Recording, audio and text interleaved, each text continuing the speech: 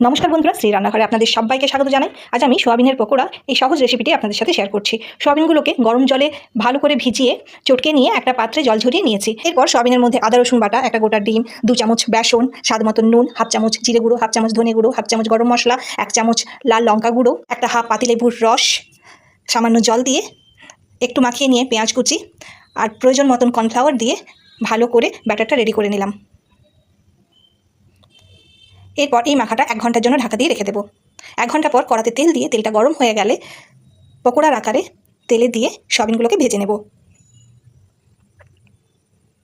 বেশ লাল লাল করে ভাজা হয়ে গেলে সোয়াবিনগুলোকে তুলে নেব। এভাবেই বাকি পকোড়াগুলোও আমি ভেজে নেব।